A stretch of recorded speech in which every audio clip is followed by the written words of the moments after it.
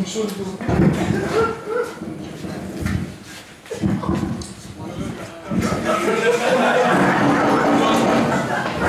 Ποιος είναι?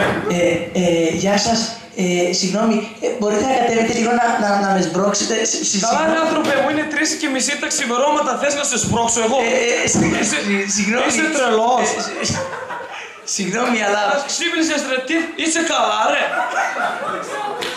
Ρε παιδί. Συγγνώμη, αλλά ο καθένας μπορεί να έρθει σε αυτή τη θέση. Έλα, σήκω φύγε ρε. Σε παρακαλώ, πρέπει να με σμπρώξει. Τι ποιος ήταν, ήθελε κάποιος να το σμπρώξει, δεν πάμε καλά ρε.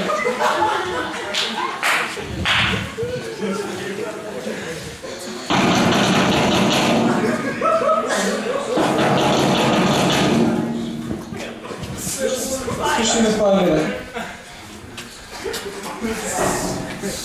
Ναι. Συγγνώμη, ο ίδιος είναι πάλι. Άρα φίλε, είσαι πάλι ρε.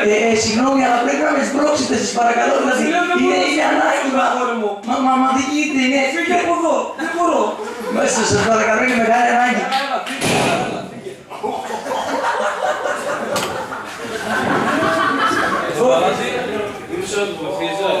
Αυτά τυχαίονται ρε. Ναι βρε Κωστή, αλλά 3 η ώρα τα ξημερώματα είναι όμως. Τι να κάνουμε, δεν μπορούμε. Μπορούσε να συμβεί στον καθένα όμως.